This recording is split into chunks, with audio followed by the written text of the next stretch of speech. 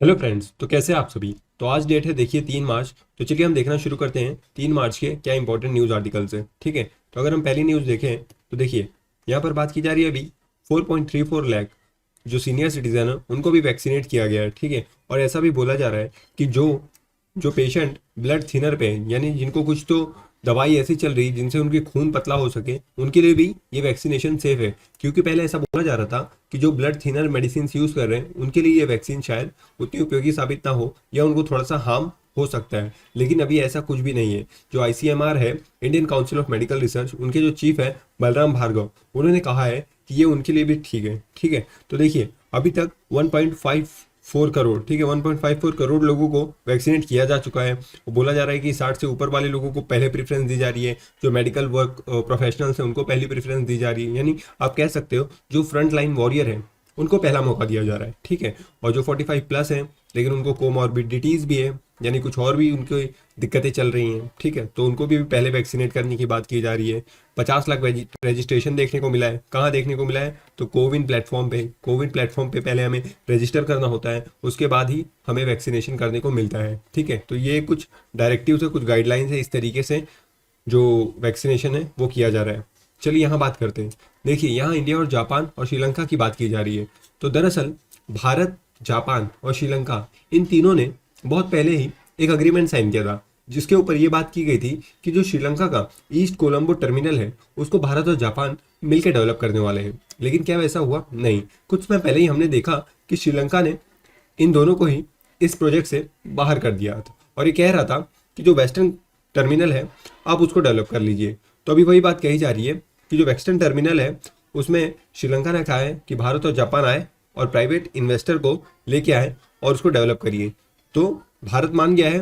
अब जापान की तरफ से अभी कोई कमेंट आया नहीं है, तो देखने वाली बात होगी कि किस तरीके से ये वाला इंसिडेंस आगे बढ़ता है। तो भारत की तरफ से अडानी ग्रुप जाने वाला है वहां पर पोर्ट को डेवलप करने के लिए। ठीक है, देखिए जो प्राइवेट इन्वेस्टर्स हैं उनको लाने की बात की जा रही है, जो वेस्ट कंटेनर टर्मिनल है उसको डेवलप करने के लिए। देखिए अगर श्रीलंका की बात करें तो यहाँ पर ट्रिनकोमाली पोर्ट है, यहाँ पर हम्बनटोटा पोर्ट है, और यहाँ पर ईस्ट कंटेनर टर्मिनल जिसको डेवलप करने की बात की जा रही है। लेकिन अभी यहाँ पर चाइना के साथ इसके कुछ गठबंधन हो गए थे, तो जापान और भारत को इससे बाहर कर दिया गया था। ठीक है, तो अभी जो वेस्टर्न साइड पे एक कोई पोर्ट है, ठीक है, उसको डेवलप करने की बात की जा रही है, जो वेस्ट कंटेनर टर्मिनल है। ठीक है, तो देखते हैं कि जापान की तरफ से कौन आता है। भारत की तरफ से कौन जा रहा है? अडानी पोर्ट्स। ठीक है, अडानी पोर्ट जा रहा है भारत की तरफ से। चलिए आगे बढ़ते हैं।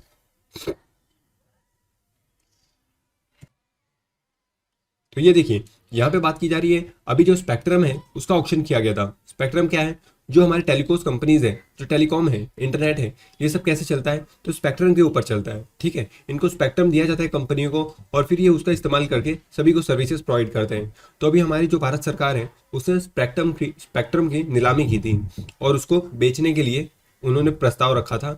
तो बहुत सारे ऑप्शंस लगे और बहुत सारी बोलियां लगी। तो इसमें सबसे ज़्यादा बाजी लगाई है बट ऑफ ये सब रिलायंस के जियो ने। ठीक है, तो यहाँ पर देखिए भारत सरकार को 77,815 करोड़ रुपए मिले हैं। ठीक है, जैसा कि आप सभी जानते हैं कि अभी हम काफ़ी डेफिसिट में चल रहे हैं, और उसके लिए हम क्या कर रहे हैं? उसके लिए हम कर रहे हैं कि प्राइवेटाइजेशन कर रहे हैं, बहुत सारे चीज़ों को बेच रहे हैं, उनको ये ऑक्शनिंग कर रहे हैं। स्पेक्ट्रम उनमें से एक है। ठीक है, 77,815 करोड़ में हमने स्पेक्ट्रम बेचा है। सबसे ज़्यादा बोली लगाई है जियो ने कितना खरीदा है? तो देखिए रिलायंस जियो ने 488 मेगाहर्ट्ज की स्पेक्ट्रम खरीदा है और 57,122 करोड़ रुपए दिए हैं। भारतीय एयरटेल ने 355 मेगाहर्ट्ज खरीदे हैं। ठीक है, तो सबसे ज़्यादा जियो ने खरीद के लेके चला गया है। ठीक है, तो ये बात हो गई। चलिए आगे बढ़ते हैं। यहाँ पर थर्ड पेज पे हम देखें तो यहाँ पर एक न्यूज़ निकल कर आ रही है दिल्ली से। तो दिल्ली के जो सीएम है अरविंद केजरीवाल साहब, उन्होंने अभी फैसला लिया है कि जो कैबिनेट है उनका लेटेस्ट फोकस है जो टेक्निकल और हायर एजुकेशन है और जो कल्चर है, ठीक है, उनके ऊपर उनका फोकस है। और जो 10 टेक्नोलॉजी इंस्टीट्यूट है और 2 इंजीनियरिंग कॉलेज है वो उनको मर्ज करने वाले हैं। ठीक है, तो ऐसा कुछ इनका प्लान है। एक बात तो कहनी पड़ेगी कि जो अरविंद केजरीवाल साहब है उन्होंने दिल्ली में एजुकेशन विभाग में बिल्कुल ही अच्छा काम किया है। ठीक है, काफ़ी अच्छा उन्होंने काम किया है। अब आप अगर जाके देखेंगे तो क्लासरूम्स काफ़ी बेहतर हैं, वहाँ पर टेक्निकली काफ़ी एडवांस लर्निंग तरीके लाने की कोशिश की जा रही है, स्मार्ट बोर्डों को लगाने की कोशिश की जा रही है, केरला की हमने देखा है, केरला तो इसमें नंबर वन है। वो उसने तो सारा ही गवर्नमेंट सिस्टम को स्मार्ट बोर्ड ला दिए, वहाँ पर टेक्नोलॉजी से बच्चों को पढ़ाने की बात की जा रही है, ठीक है। तो केरला तो हमेशा नंबर वन पे ही रहता ही है, लेकिन दिल्ली भी काफ़ी अच्छा काम कर रहा है, ठीक है। तो अभी यहाँ पर ऐसे ही कुछ इंस्टीट्यूट को मर्ज करने की बात की जा रही है ताकि उसको बेहतर परफॉर्मेंस किया जा सके, ठीक है। और यहाँ पर एक स्कीम, लाडली स्कीम की बात की गई है, जिसके तहत स्कॉलरशिप दिया जाएगा, ठीक है। ये स्कॉलरशिप दिया जाएगा जो SC ST OBC स्टूडेंट है उनको, ठीक है। और ये pre matric, matric, post matric सभी के लिए ये है, यानी फर्स्ट से लेके 12th तक सभी को ये स्कॉलरशिप है। तो काफ़ी अच्छी बात है। कोई भी गवर्नमेंट अगर हेल्थ, एजुकेशन, इन चीज़ों पे काम करें तो बहुत ही अच्छी गवर्नमेंट है, क्योंकि असली फ़ायदा पब्लिक को इन्हीं चीज़ों से मिलने वाला है, ठीक है। जो बेसिक नेसेसिटीज़ हैं, जो हेल्थ है, जो एजुकेशन है, ठीक है। बाकी सब तो सिर्फ पॉलिटिक्स है, लेकिन इस पर अगर कोई अच्छे से काम करे तो डेफिनेटली वो बहुत ही अच्छा काम कर रहा है और वो ज़रूर जीत के भी आएगा, ठीक है। तो मैं ऐसा नहीं है कि मैं इनकी तारीफ कर रहा हूँ, लेकिन एजुकेशन में हाँ अच्छा काम हो रहा है। चलिए आगे देखते हैं। यहाँ पर देखें तो यहाँ पर महाराष्ट्र की बात की जा रही है कि किस तरीके से महाराष्ट्र में अभी केसेस बढ़ते ही जा रहे हैं। वहाँ पर हम देखें तो अभी 80,000 का आंकड़ा भी पार हो गया है, ठीक है। 7,863 नए केसेस देखने को मिल रहे हैं। तो महाराष्ट्र हो गया, केरला हो गया, पंजाब हो गया, ठीक है। ये सब जो स्टेट्स हैं वहाँ पर केसेस दोबारा से देखने को मिल रहे हैं, काफ़ी तेज़ी से केसेस फैल रहे हैं। तो आप सभी को ये कहना चाहूँगा कि अगर आप इन स्टेट से बिलोंग करते हैं तो थोड़ा सावधान रहिए, ठीक है। चलिए आगे देखते हैं। अभी जो IT में, लॉ में चेंजेस लाए गए हैं, उससे अभी एक केस सामने आ रहा है। मणिपुर में 2 जनवरी को नोटिस किया गया अंदर न्यू रूल, ठीक है। जो नया रूल आया, इंफॉर्मेशन टेक्नोलॉजी इंटरमीडिएरीज गाइडलाइन। इंटरमीडिएरीज गाइडलाइन क्या है? इंटरमीडिएरी हम किसे कहते हैं? इंटरमीडिएरी जैसे कि इंटरनेट है, फेसबुक है, फेसबुक बीच में आ रहा है, हम कंज्यूमर है, ठीक है। ये बीच की, जो बीच की पार्टी है, जो इंटरमीडिएरी है, ठीक है। इंटरमीडिएरीज के लिए ये नया रूल लाया गया है कि उनकी क्या गाइडलाइंस है, उनको कैसे काम करना है, ठीक है। और डिजिटल मीडिया का क्या एथिक कोड है, ये रूल लाया गया है 2021 का। तो उसके तहत अभी मणिपुर जर्नलिस्ट को नोटिस दिया गया था, ठीक है, लेकिन बाद में उनको छोड़ भी दिया गया, ठीक है। तो एक तरीके से देखा जाए तो फ्रीडम ऑफ स्पीच पे एक काफ़ी रेस्ट्रिक्शंस लगाई जा रही है, और जो क्रिएटिविटी है, जो वर्क करने की फ्रीडम थी, वो थोड़ी सी यहाँ पर हैम्पर हो रही है, ठीक है। चलिए आगे बढ़ते हैं। यहाँ पर देखें तो कोरोना के केसेस किस तरीके से बढ़ते जा रहे हैं। यहाँ पर हेल्थ मिनिस्ट्री ने कहा है कि बफर स्टॉक ना बनाइए वैक्सीन का, जो 100% कैपेसिटी है हॉस्पिटल की उसको यूज़ करें, ठीक है। यहाँ पर देखिए जो लोकसभा और राज्यसभा था उसको भी मर्ज करके संसद टीवी ये नाम दिया गया है, ठीक है। और जो retired IAS officer Ravi Kapoor थे उनको इसका CEO बनाया गया है, ठीक है। तो ये सिनेरियो चल रहा है, लोकसभा और राज्यसभा टीवी को मर्ज करके संसद टीवी बनाया गया है। यहाँ पर देखें तो जो हमारा एनवायरनमेंट और ज्योग्राफी से रिलेटेड ये वाला न्यूज़ आर्टिकल है, काफ़ी इंपॉर्टेंट एक नया न्यूज़ देखने को मिला है। तो यहाँ पर देखिए जो हिमालयन सीरो, उसको आसाम में स्पॉट किया गया है। तो ये बायोडाइवर्सिटी के हिसाब से बहुत ही इंपॉर्टेंट न्यूज़ है और बहुत ही अच्छी खबर भी है हमारे लिए, क्योंकि कोई भी नए तरीके के जीव का दिखना या फिर जो एंडेंजर्ड है, जो क्रिटिकली एंडेंजर्ड है, ऐसे स्पीशीज का पाया जाना एक बहुत ही पॉजिटिव साइन है हमारे एनवायरनमेंट के लिए। इससे ये पता चलता है कि वहाँ के लोकेशन पे जो पोल्यूशन है वो काफ़ी कम है और जो एनवायरनमेंट है वो काफ़ी हेल्दी है अभी, ठीक है। तो जो हिमालयन सीरो है उसको स्पॉट किया गया है। हिमालयन सीरो क्या है? तो एक मैमल है जो गोट और एंटीलोप का मिक्सचर है, गोट और एंटीलोप का मिक्सचर है, ठीक है। तो ये इसके बीच में ये फॉल करता है।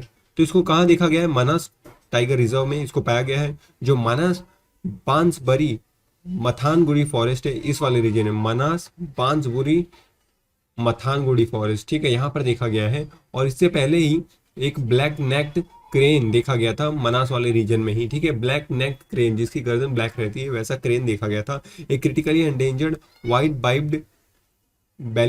बेलिड हीरो, ये भी एक देखा गया था, ठीक है। तो ऐसे काफ़ी एंडेंजर्ड, क्रिटिकली एंडेंजर्ड स्पीशीज़ को पाया जा रहा है, बहुत ही अच्छी खबर है। और फरवरी में ही हमने देखा था एक मैंडरीन डक जो मगुरी मोटापंग वेटलैंड है, जो मगुरी मोटापंग वेटलैंड जो असम में डिब्रू साइखोवा वाले नेशनल पार्क में है, ठीक है। तो इतना आसाम आप देखो जाओ तो एनवायरनमेंट के हिसाब से काफ़ी अच्छा प्रोग्रेस कर रहा है और बायोडाइवर्सिटी के हिसाब से काफ़ी अच्छा ये न्यूज़ आर्टिकल है हमारे लिए, ठीक है। तो याद रखिए हिमालयन सीरो और मैंडरीन डक और अपना मनास वाला टाइगर रिजर्व और डिब्रूगढ़ साइखोवा नेशनल पार्क, ठीक है, ये सारी चीज़ें याद रखिए। चलिए आगे देखते हैं।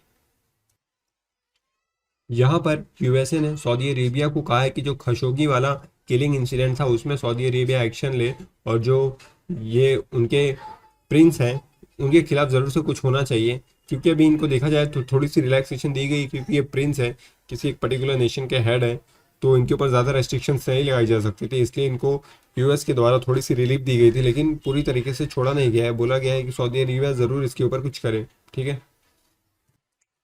यहाँ पर अगर हम देखें तो जो हमारा एक्सपोर्ट है वो 0.25% अभी डिक्रीज हुआ है 2 मंथ में, ठीक है, 2 मंथ के राइजिंग के बाद।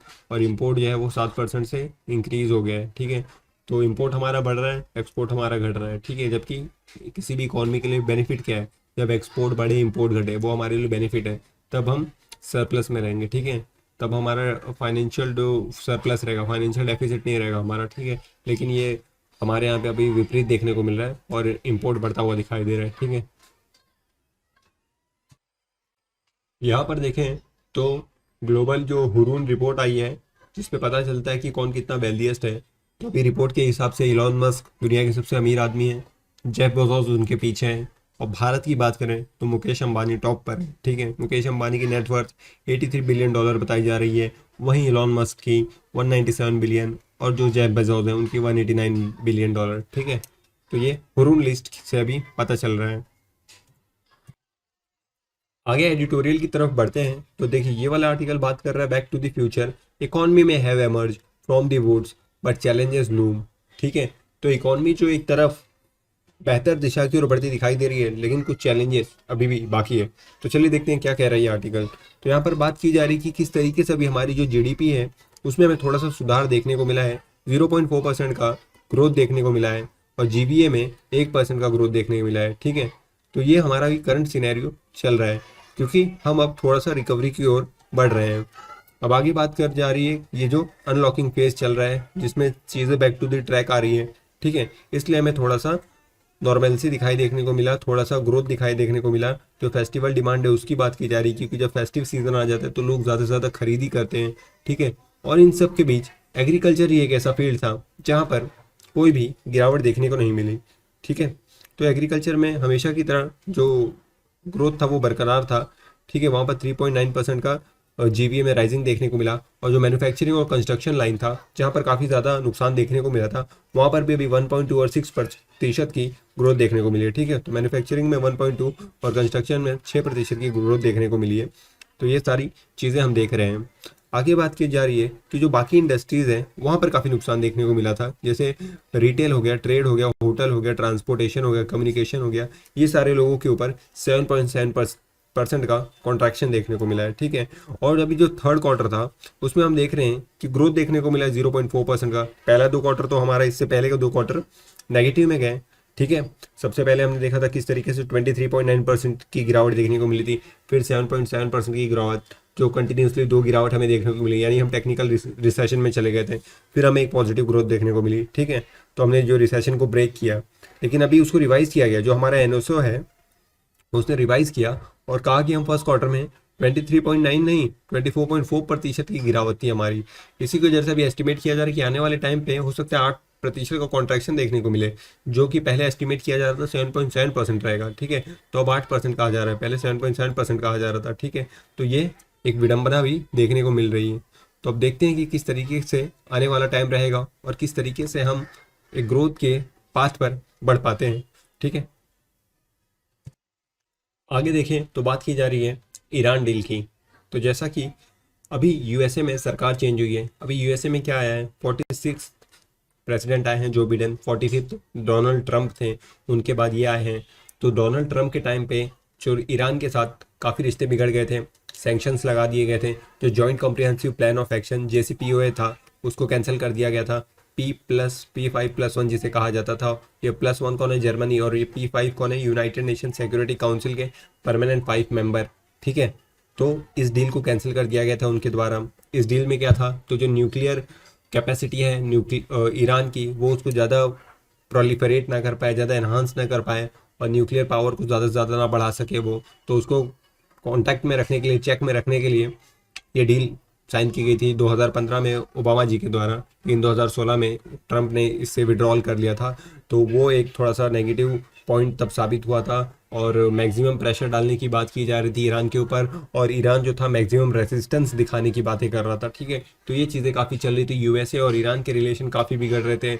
वहीं अभी हमने देखा जैसे ही 46th president Joe Biden power में आए हैं, उन्होंने क्या किया, उन्होंने भी सऊदी अरेबिया में जो ईरान के मिलिटेंट थे उनके ऊपर अटैक कर दिया। तो ये एक थोड़ी राइवलरी हो गई। इसराइल क्या कर रहा है, वो भी इनके ऊपर अटैक्स कर रहा है। ठीक है, इनके जो शिप्स हैं, जो बाकी चीज़ें हैं, उनके ऊपर अटैक्स देखने को मिल रहा है। तो काफ़ी बुरी परिस्थिति में ईरान अभी फंसा हुआ है, और ये इकॉनमी है वो काफ़ी ब्लीड कर रही है इनकी।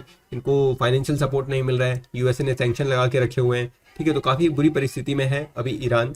और बात करें यहाँ पे जो गवर्नमेंट है उसकी, तो हसन रूहानी जो यहाँ के अभी प्रेसिडेंट है, वो एक थोड़े से मॉडरेट किस्म के इंसान है, लेकिन इनकी सत्ता जो है वो बोला जा रहा है कि आने वाले समय में जा सकती है।